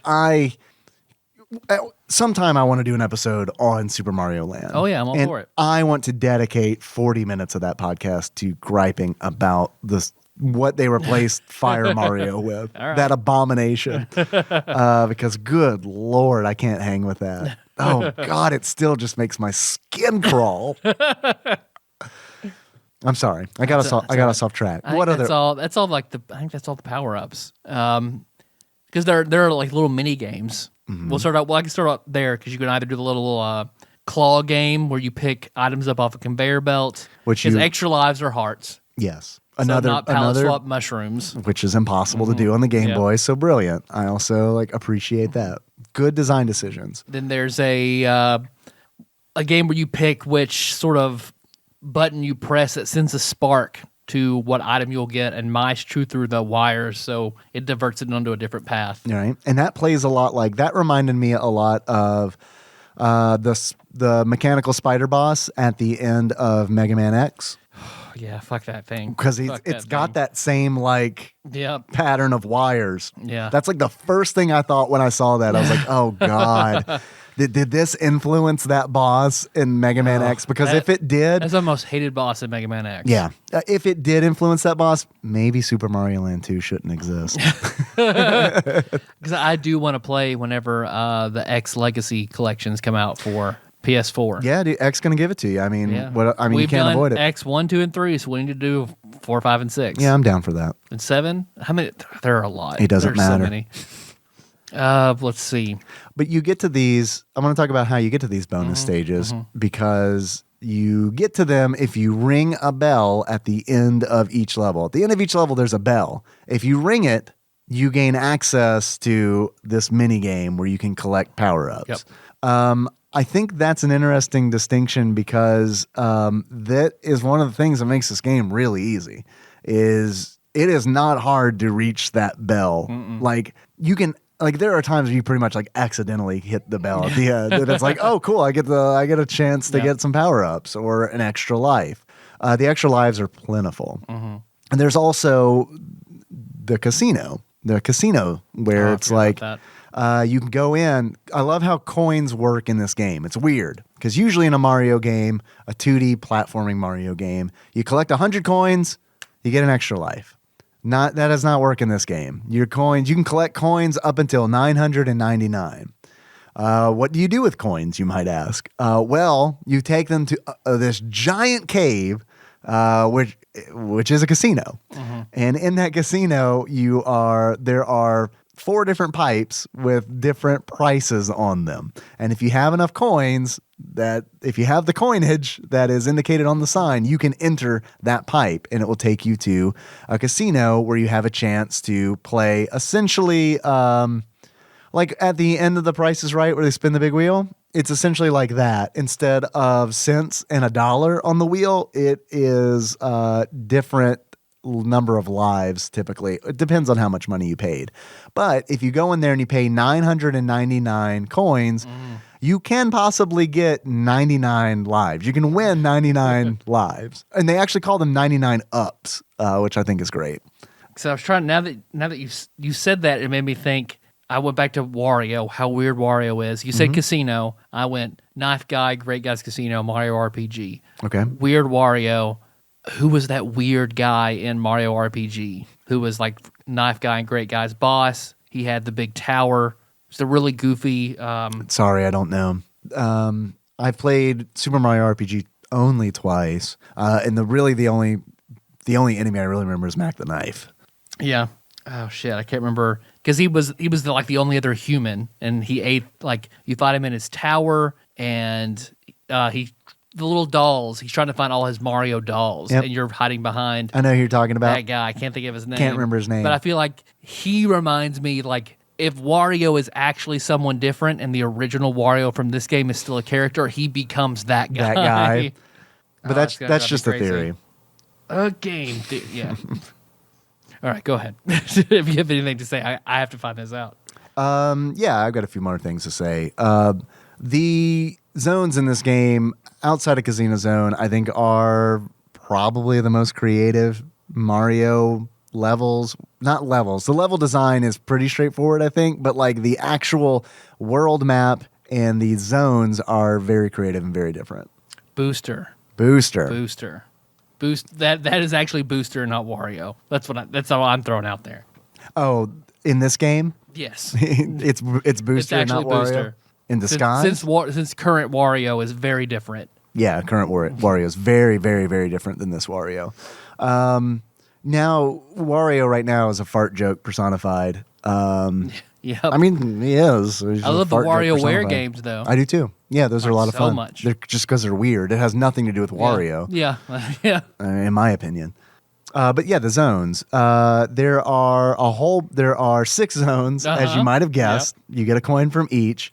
Turtle zone, which I think is great because you were literally eaten by a turtle to access this zone. Yep. And then once you're down there, it's underwater, and you find a sleeping whale who wakes up by the time you get to the last level in that zone, which I think is a nice touch. The world map is interactive, and it does change. And I think There's that's usually only 2 to 3 worlds per zone. Very short zones, which I think also lends to the game being really easy. I'm gonna keep coming back to this. The game. I think this is one of the easiest Mario games I've ever played. And what happens is you wind up fighting the boss of Turtle Zone inside the whale. The boss is an octopus that the whale ate. Octopus in a barrel inside a whale. Right. You're right. Yeah, exactly. And I will say this about the octopus. He does have wonderful eyebrows. I feel like that is a nice character design that they decided to make. He has nice, wonderful eyebrows. He kind of looks like he would be like some kind of police commissioner or something. When I stop and think about eyebrows, as I often do. Commissioner Calamari, damn it. Yeah, exactly. Yeah. Get out of my office. So there's also stuff about Mario Zone, which is a giant clockwork Mario. He always reminded me of a Nutcracker. A little bit, yeah. That's always how as a kid, I always thought he was a Mario Nutcracker. You know, the Nutcracker. Yeah. From that ballet musical movie Nutcracker. Yeah. Because you progress through these clockwork sort of levels until you fight 3 little pig heads. Yeah. These straw, wood, and brick, and each one has a different balancing pattern. They're longer because normally all these bosses take 3 hits, but each pig takes 3 hits. So clearing the boss in the Mario Zone takes 9 hits. So I feel like it's the hardest boss just because it's the longest. You have the most opportunity to lose. I had the most problems with the boss of Space Zone. Okay. The boss of Space Zone is actually kind of interesting because, once again, a callback to Super Mario Land. The boss of Space Zone is an alien, and it is the alien from Super Mario Land 1, who is pretty much like, I think he's really only referenced those 2 times. I think his name is Tatanga, not to be confused with Topanga from Boy Meets World. But that is how I remembered his name, because I was like, it's kind of like Topanga. And he is in his spaceship he is in a spaceship. He's been downgraded from Super Mario Land. I had a lot of problems with him because all of Spaceland is slow gravity. Slow. Yeah. You can't run, and it's low grav. Which I think the controls in this game are a little looser than your typical Mario controls anyway. Totally. Yeah, so they are. It's multiplied, in the space zone. Because you have to be more precise with your jumps. Yeah. And it's probably my least favorite zone, honestly. I think on the whole, I think it's the toughest zone. I can back you on that. Boss, I do agree with you. I think 3 little pig heads, I think they are tougher than the average boss in this game because they do take 9 hits. Henry loved that part of the game, by the way. Yeah. That is the benefit of playing it on a television, is like Henry watched me play, and it is like, again, I mentioned this on the Patreon bonus episode on Mario Odyssey. It had the same effect. Like, I mean, he would still play, but from time to time he would kind of like wander over and like sit down with me and be like, what is this? And he would watch for a little bit. And then like when I fought the 3 little pig heads, that was like a moment where he like came over and he was like, 3 little pigs? I was like, yeah, it is the 3 little pigs. Fucking kill their asses. It's like they're bad now. They're bad. And you just flipped the genre on its head for him. What? How could they? Oh my god! So now, hopefully, what I've done is what Super Mario Land 2 and I have done is plant a seed in his head where he's going to write this wonderful comic about the 3 little pigs. Well, he'll finish Game of Thrones being serial killers. Yeah. Or like in certain degrees, like the pig that built his house out of straw steals things, non-violent crime. The one who builds his house out of sticks. Probably a murderer. And then the one who builds his house out of bricks is Joseph Stalin. Perfect. Let's see, there's the tree zone, where of course you fight a bird. Yeah. Pretty lazy boss on that one. Just flies in a U-shaped pattern, screaming. Yeah. Let's see. I like the pumpkin zone, which is your Halloween zone. Because everything is, horror themed. Jason heads with knives sticking out of them. And, the boss is a witch who makes the kettle lids pop up at you. What else? Cool boss design. Very easy though, because it's like the design is she produces flame and shoots it under one of the cauldrons that she's got boiling. I assume it's full of water or pee or something. And let's go with pee. And Piss witch. Right, Piss Witch. My new Steve name. Piss Witch. Actually, all right. When I join your guild on Puzzle Heroes, I am going to be Piss Witch. Love it. Totally. That'll go well with Lamb of God, who's the other. And Orange Juice. Yeah, and Orange Juice. Oh, hey, you didn't tell people your name on there. Tyrone. Yep. So if we want to get in touch with you, then it'd be Tyrone on if there. you can even do that search function, I don't know. Okay. I'm in Guardians Alliance. Alliance. I think you can. How do they search for join? that. You have to have a certain number of cups. Oh Lord! So And there's a then- barrier to entry. And then it's a closed guild, so then you have to ask like the leaders, like, "Hey, I want to join your guild." I And see. then they can see your stats and stuff. All right. Well, Piss Witch is Piss going to Witch. join. So when you see Piss Witch, ask her to get in. Please remember this bit. But yeah, she tries to blow the lid off of the cauldrons with the fire that she uses to boil the contents, the piss, of the cauldrons, and it rockets you to the top of the screen where I think spikes are waiting. I can't remember because she was never successful in her job because Pretty college shot. pretty much just killed her immediately. Yep. Like with the 3 hits. So she should just throw the fire throw at the fireball Mario. at Mario, Right. yeah. She overthought it. She overthought it was her problem. Classic. She did it Dave style. Classic piss witch. Yeah, yeah, that's why I need to be piss witch. But yeah, I really liked the zone. I thought it was creative. All the zones are really They're well all done. really well done. The tree zone we didn't mention. Like, I think the huge takeaway from that is, and the thing I remembered, like, it was just crystallized in my mind, the sap. There is a level that is just all sap based, and it is like you use the sap to kind of like float through the level whenever there's sap on the wall. And it all takes place inside a giant tree. So it all makes sense. It's also one of the few levels that the boss is a bird, doesn't throw eggs at you, instead it's protecting an egg. Yeah, that is a good point. They usually do fucking sacrifice their unborn children for you. There's a abortion joke in there somewhere, but I'm not going to go for it. The coin, however, does erupt from the egg when you collect it. So I don't know if maybe the bird had sex with the giant coin and then how did Wario get the coin in the egg? It really is kind of what I'm trying to figure out now. Magic. Right? So he's like, Wario was like Zeus. He's transformed greedy. himself He into a comes bird. Gold. He fucked the bird. Yeah, and then there you have it. Macross zone, which is like you shrink down and go into a house. Macro zone? Macro zone. Thank you, Macross. I don't know. Macro. What is Macross? I don't even know what that is. I think is it an anime? Yeah, Macross. Yeah. You're in a. You get shrunk down. You're right. I always thought of it as a big house, but it's not. You get shrunk down and go in it. There is a secret in that zone. I'm going back to that. This game is easy horse. I'm putting the saddle back on. I'm getting on it.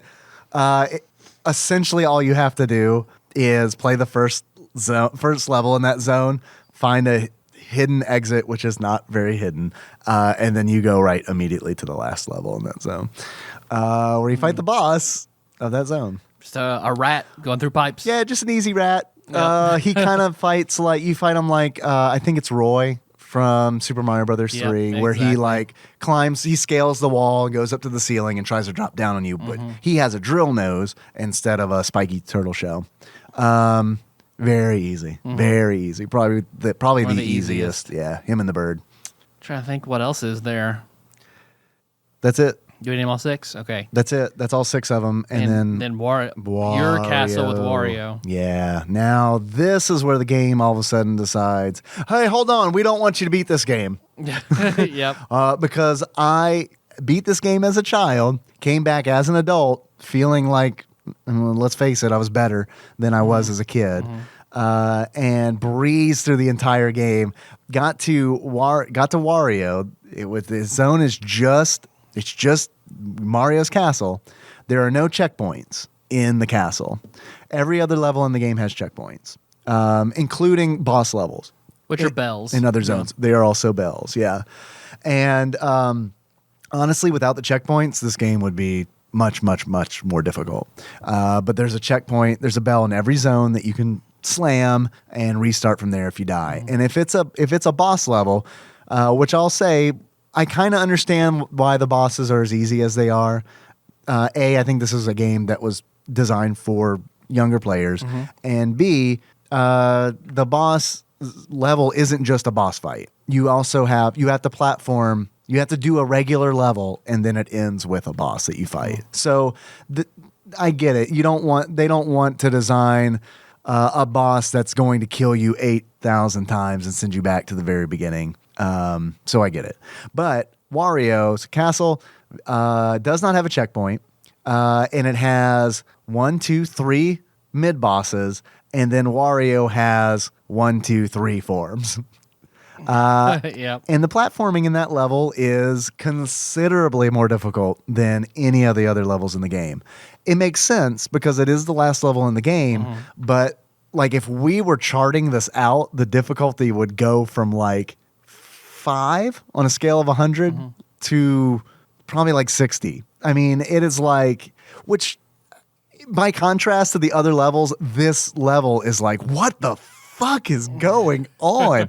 Because it's like, it feels like Bowser's Castle in Super Mario Brothers 3. You're right. It very much does. That's what it feels like to me. With statues Yeah, that hurling that fireballs shoot at you, fireballs. Yep, and it's like you got to deal so with the that. cramped area with those statues. And, Yep. And there's a room full of thwomps that aren't thwomps. Everything's There's kind of spiked tires. right. Yeah, everything's kind of like the same but different because it's like in Super Mario Brothers 3, those statues that are firing fireballs at you are Bowser statues. But in Super Mario Land 2, they're statues of piranha plants. Which he got Wario got all his stuff at Kmart. right. So he got the knockoff. Yeah. I also don't know. It's like, how much work did Wario do? Like, how much of this did Mario have in his castle before Wario moved in? Like, what is Mario into? What is he into? I mean, he's a cuckold because he lets Bowser just keep getting his girl. So. Well, if Mario's the cuck, then what is Luigi? The real hero. The unsuspected bull. There you go. Because I mean, allegedly he's the one who gets with Peach. So Is that right? Yep. Because there's a game theory on it. Of course there is. It's really interesting. All right.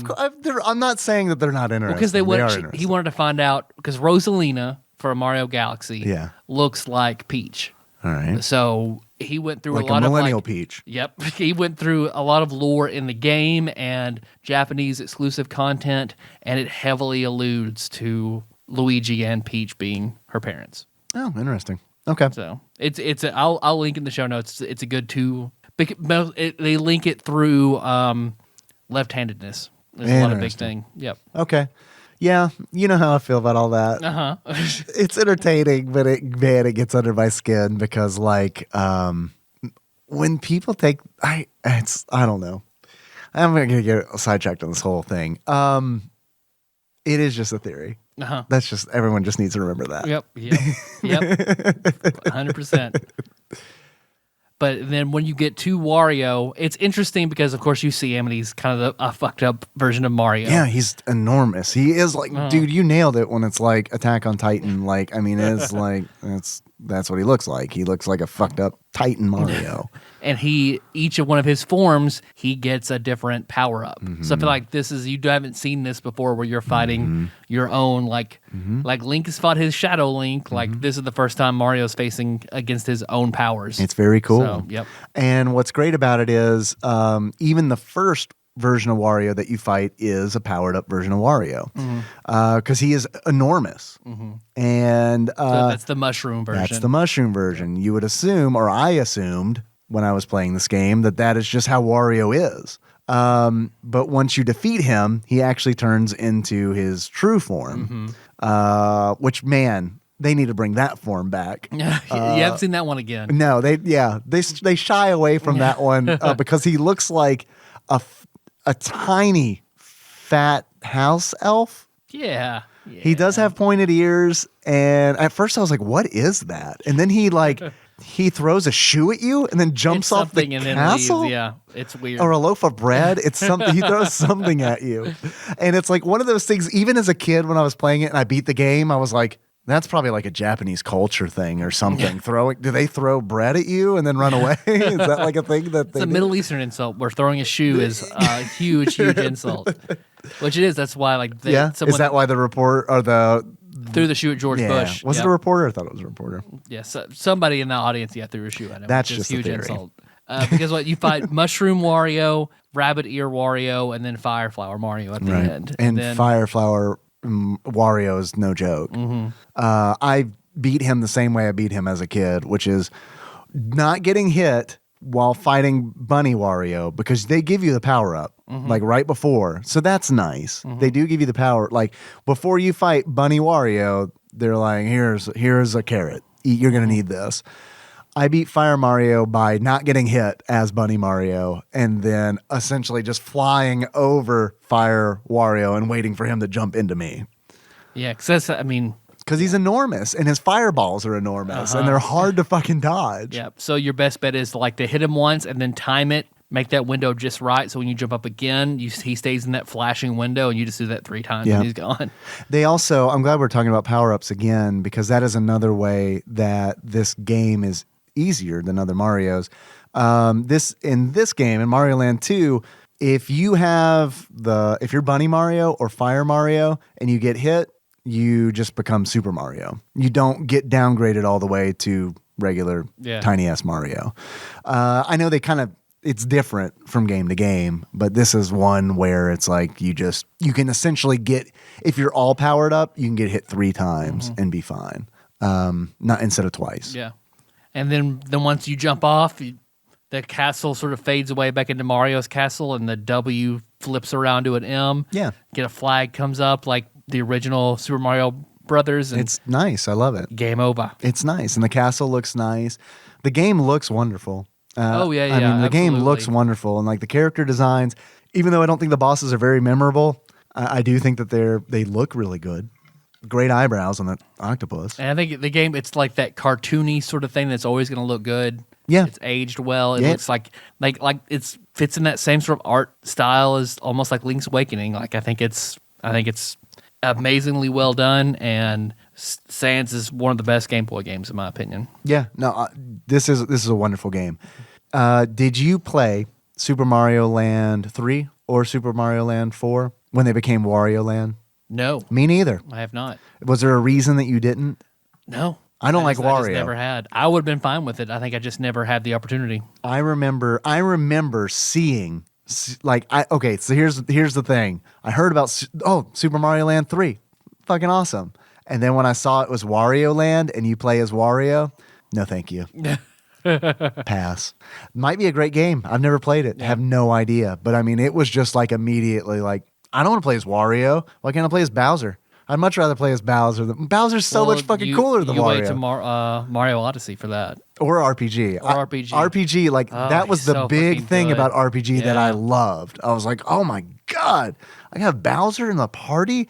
This is insanity. And he's fucking badass. Yeah. Yeah, he's great. So that was a real selling point for me on RPG. We should do Super Mario Land 3 and 4 sometime. Yeah. Because I do want to play those games. I also want to play Mario Land 1, 3, and 4. I'm all for it. Let's do it. Yeah. 1, 3, and 4. Yep. Yeah, because we do need to do 1 still. Are you familiar with the game called Mario and Wario? No. It was a Super Famicom game. We didn't get it, and it's why we're not really familiar with it. But the reason that I looked into it was because a lot of the bosses from Super Mario Land 2 reappear in this Japanese-only game where it's a puzzle side-scroller that was intended to be used with the Super Nintendo mouse, the one that we use for Mario Paint. Okay. And it looks bizarre. And it's like one of those where it's like, I really want to play this game. I'm not going to understand anything, but I do want to play the game just to experience it. And it also made me realize like how many Mario games I haven't played. Oh, there's so many. Yeah, there are a lot of Mario games. So that is actually a goal. I would like, before I die, I would like to play all Mario games. I'm with you. I agree. That's a goal I could sign up for. And we could limit it just the ones that he stars in. Yeah. There's a did you know there's Super Mario Brothers 4? No. It is a game, I believe it is a Game & Watch game. Super Mario Brothers 4. So we have to do that. Yep. This is what I mean by it's like I fell down the rabbit hole where it was like I was looking up the bosses of Super Mario Land 2 and I wound up on like the Mario wiki, and it was just like, I wonder how many games star Mario? And it's like, oh my God, there's a bunch of shit here that I didn't even know existed. Yep. Some of it's Japanese, exclusive, and some of it's locked away on like Game & Watch and stuff like that. So I don't know. Do you have any achievements? Yeah, I've got an achievement, and it is called Big Money, Big Prizes. An achievement name that I reuse over and over again. But in order to unlock Big Money, Big Prizes, you need to win a 99 up in the casino. Nice. I've never done it, but I bet it feels good. I bet it feels good. Feels so good.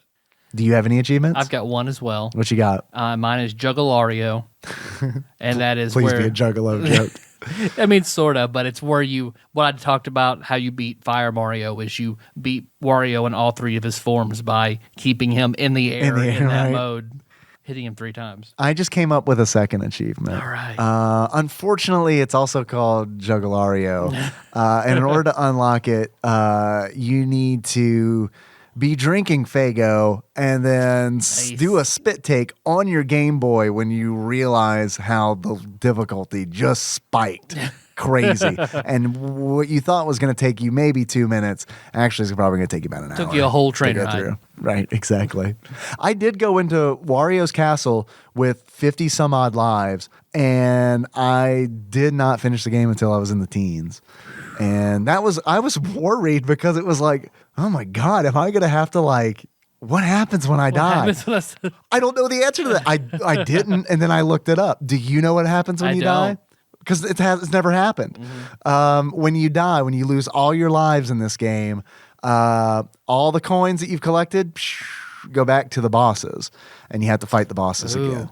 But the good news is that you don't have to go through all the levels. Right, the levels stay clear. That's the thing that we didn't mention is you have to clear the levels of a zone to get to the boss. Yeah, I feel like that's just video just game. in there. That's just what you gotta that's do. just video game stuff. Tyler. Yes, Dave. I got some questions for you. Fuck yeah. If you were to buy this game used, how much do you think you'd pay for it? Oh, $6. $6? What's your reasoning there? Just think it's super common? I think it's pretty common. I think it's pretty popular. I think it's not a rare Game Boy game. It's just like a loose Game Boy game. $6. Can I share something with you that I haven't shared with you yet? If you are, I'm on one hand I want to tell you, on the other hand I don't. If you ever guess the price exactly, I do have something for you. Okay, cool. But please don't cheat. I will not cheat. All right, okay. I will not cheat. That is a good guess. I like that logic. Actual retail value of Super Mario Land 2 used for the Game Boy, according to PriceCharting.com at the time of this recording, is $10.28. Okay. That's how I'm going to know you're cheating. Because if you're like $10.28, I'm like, whatever. You don't get this thing. but you're going to get it because sometimes there's an even number, and I feel like you're gonna get it. Do you want to take a stab at how much it is complete?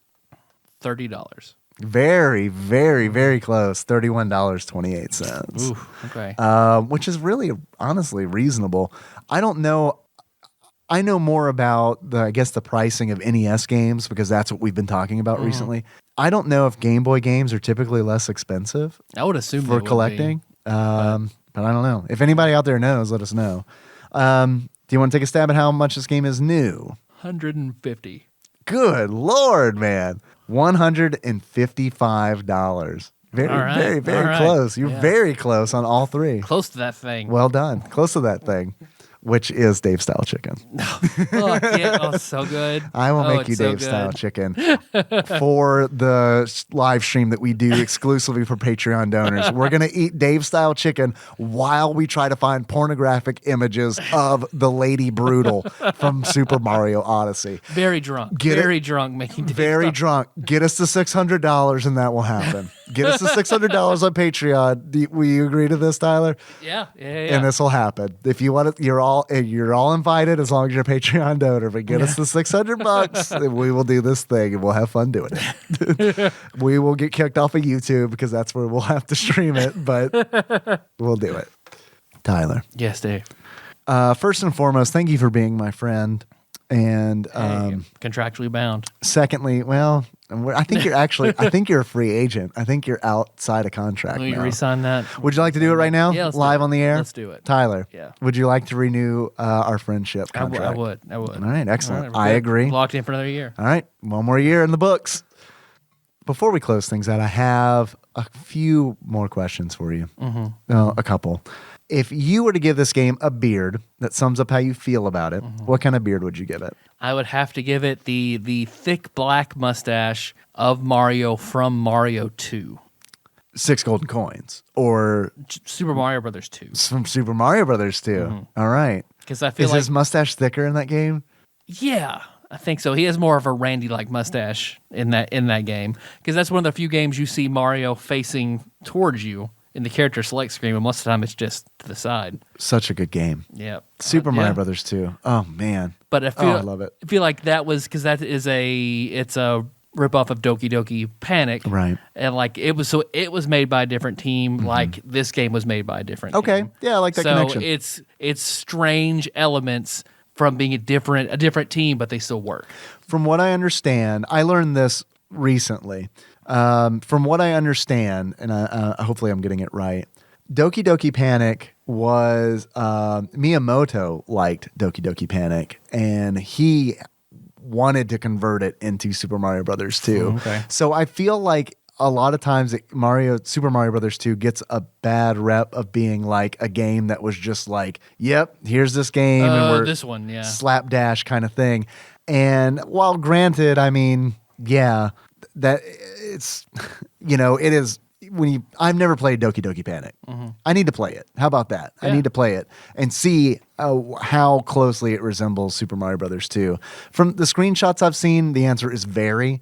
But I do like the fact that I learned where it's like Miyamoto was like, yeah, let's do this. I like this game. Let's make this a Mario game. I think that's cool. Yeah. So anyway, sorry, I got off on a tangent. Very good. Tyler, Yes, Dave. if you were to give this game a pair of glasses that sums up how you feel about it on our Beards and Glasses rating scale, which is scientific, accurate, what kind of glasses would you give it? The radical shades that Mouser's wearing in Mario 2. God, I fucking love you right now. God, I'm so glad we renewed that friendship contract. Oh, I love Mouser and I love his glasses.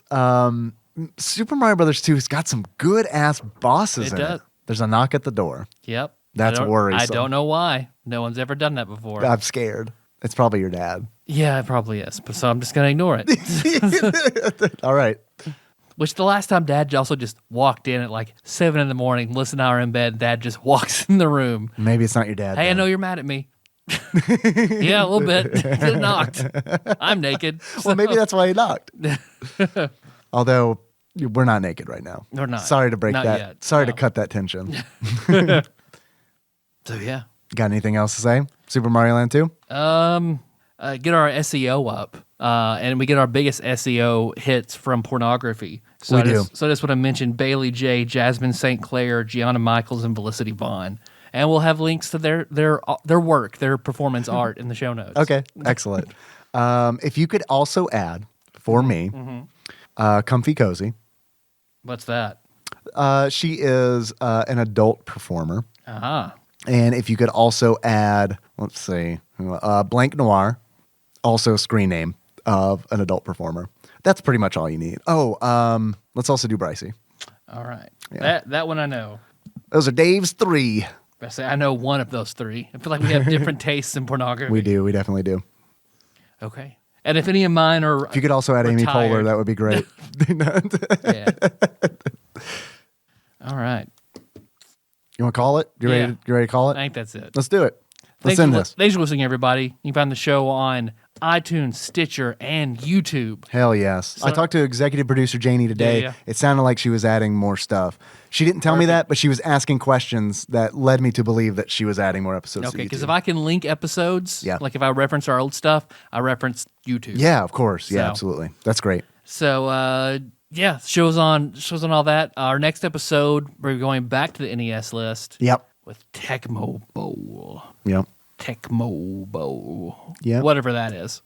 Yeah, essentially, remember how we said earlier that we were doing these episodes, Mario is Missing, Mario's Time Machine, and Super Mario Land 2, in place of the Super Mario Brothers games that are on the NES Classic. Do you remember that? Uh-huh. That's because I don't want to talk about a football game. The football Sorry. game that everyone just fucking Sorry, comes everyone buckets over. fucking loves this Yeah. game, and to me, it's just like a football game. It's a football game where all I know is Bo Jackson makes you come. That's all you need to it. know, That's all he right? does. Is that Family Guy Yep. skit, Yep. right? Yeah, which is great. I love it, but the Family Guy bit. I mean, Yeah. not the game. I don't have an emotional attachment to the game, and I that's going to be a tough one. Yep. So we'll have to see what we can do about that. Not as tough as All Star Soccer or whatever the fuck that game God. was. Was it European Goal? Whatever the one I picked when I was trying to go through Right. alphabetically. I was We like, don't even remember the name of it Yeah, because it it's was- just not. so bad. It's so- me trying to do by myself to a soccer I know it game. was just so outside of both our wheelhouses, but that's how we roll. European Prime Goal. Is that what it I was? don't even. I have no idea. I'm glad you know the game I'm talking about. A soccer game though. that didn't even come to America. Link in the show notes. How about that? If you want to listen to that episode, actually, I kind of want to re-listen to that now, just to listen to what that was all about. Hey, by the way, since we're talking about YouTube and Stitcher and feeds and stuff, I know that a lot of people want to listen to our back episodes, or the archive, and I'm looking into ways to make that happen. I've been experimenting a little bit. Good news, everyone. The feed that you use to get this episode, more than likely, unless you're patched into some kind of TADPOG pirate feed, now has 100 episodes. So that is a huge improvement. I found a way to limit the size of our feed. That's the problem, is our feed's too girthy. And every time we try to get in iTunes, it's a real Girth Brooks. We try to get into iTunes, and iTunes cries about it because it's too big. Yep. With one weird trick, I reduced the size of our feed. Steve Jobs hates him. So now there are 100 episodes. I am going to try to get more. I think I have a way to squeeze more in there, but it does require a lot of work, and it requires me going and modifying each post individually. Oh. So my point is, we have a lot of posts. This is a thing that I want to do. I do not know when I'm going to be able to do it. Yeah. But I don't even know if my idea is going to work. I think that it will. It essentially involves truncating every post. If there's a way that I can automate that, great. Hey, we might be up and running with more back episodes in the feed sooner than later. But if not, if I have to do it manually, don't hold your breath. I mean, I want it to happen, but it's going to be a while. Yeah. Also, a bit of news from what I understand, doing research.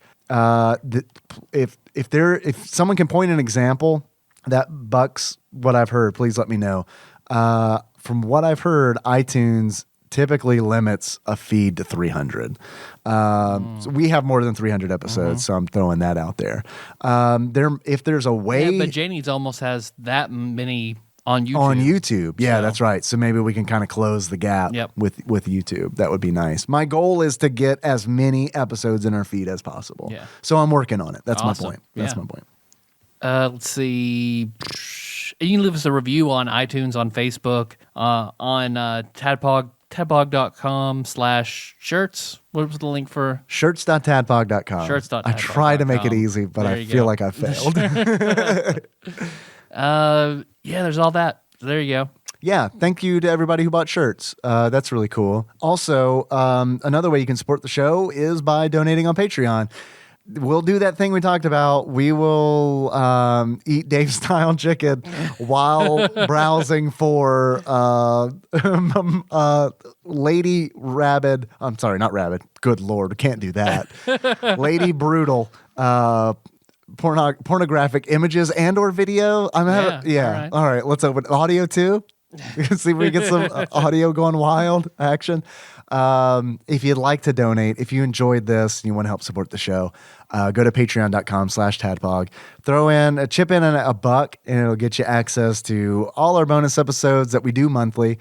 And you can have fun with that. I want to give a huge fucking thank you to Cousin David, who just recently upped his donation, nipping at the heels of God Emperor Alex Pena. So, yeah. David, I haven't spoken to you about this yet because I wanted to mention it on the show. Thank you, dude. I really appreciate it. I'll be seeing you in 3 days at my sister's wedding. So I'm looking forward to that. Hell yeah. I'll buy you a drink for your donation at the free bar. But seriously, thank you. That's very, very, very fucking nice. Does he have that Sega Saturn? Can he bring you that Sega Saturn? Was that a thing that was discussed? I'm not sure, but I can tell you this. He is the Cousin David who gave me his Xbox One, which is still in the box. I never opened it. And he asked me about it at Louisville Arcade Expo because he was at Tadpog Prom. And he was like, did you ever open the Xbox? And I didn't even let him finish. I was like, no, it is in the box. Would you like me to bring that back to you? Actually, I didn't ask him that because I was afraid he'd say yes. I don't want to open it, but I don't want to leave it. Right. So. It's like I could call this a catch-22, but it's really just me being a selfish asshole. I would rather this Xbox One be unopened in my house as opposed to unopened in your house. There was a part of me that was like, dude, I gotta play Sea of Thieves. And then Sea of Thieves came out, and then like everyone was like, Sea of Thieves isn't great. And I was like, I'll just keep it in the box. Hey, and what, Logan Burrell? We think Logan Burrell? Logan Burrell. I think we did last time, okay. But hey, if we missed you, Logan, I'm sorry. Thank you for donating. What else we got? Nothing. That's pretty much it. We covered the things. We're on Facebook. Find us there if you want. We're on Twitter. Find us there if you want. Join the TADPOG Nation and ask. That's where all our fucked up shit is. Yep. So stuff you don't want your grandma to see on Facebook. Yeah. No nanas allowed. So our theme song is Moves by Sycamore Drive. Link to that track in the show notes at TADPOG.com. Yeah. How would you like to close this out? Like Undead Elvis. Okay. So until next time. Tropical. I liked it.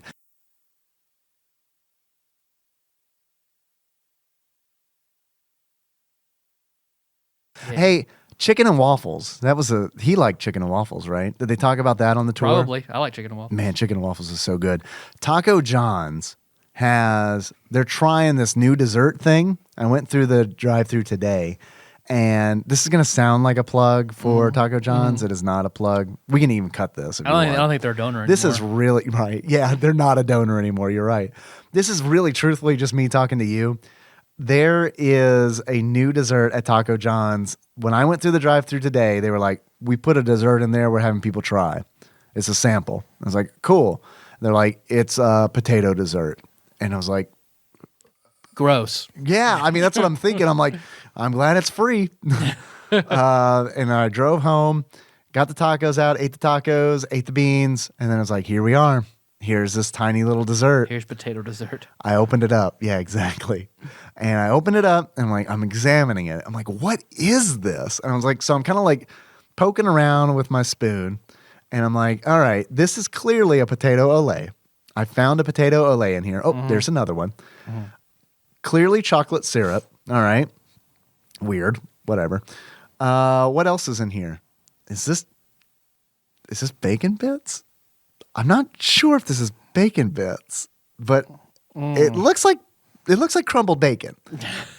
All right. And then it's like other things that I'm not sure what these other things are. But those are some guys come probably. Probably. Hey, we put a sample in there. Let us know. A sample. Let us know how you like it. From the bank. So I tried it anyway, and it's really good.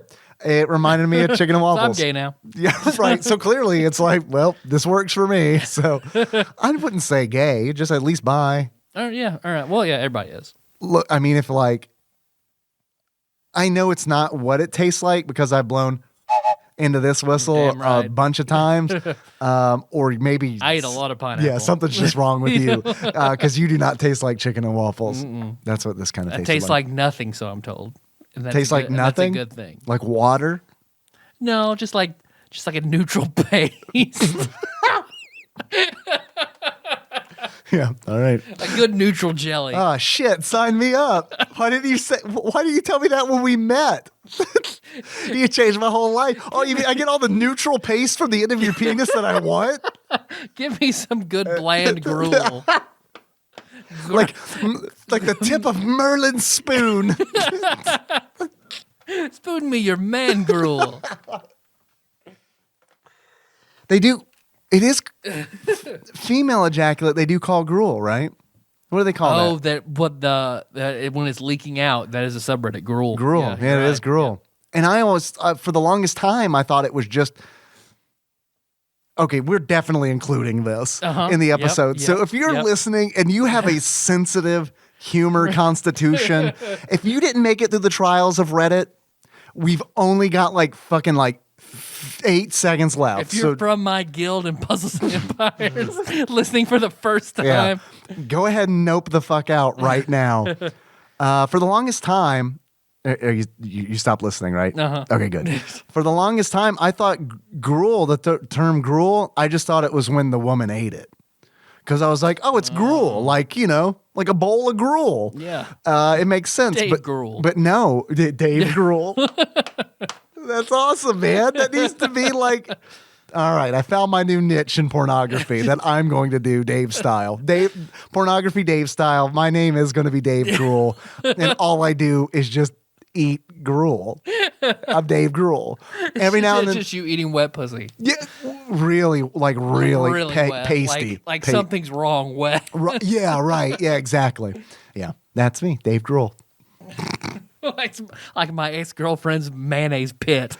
Patreon episode. If you're interested in hearing more about that, patreon.com/TADPOG. 50 Shades of Yellow. There it is. That's the bonus episode. Can you tell we've been drinking a little bit? All right. Have a good day.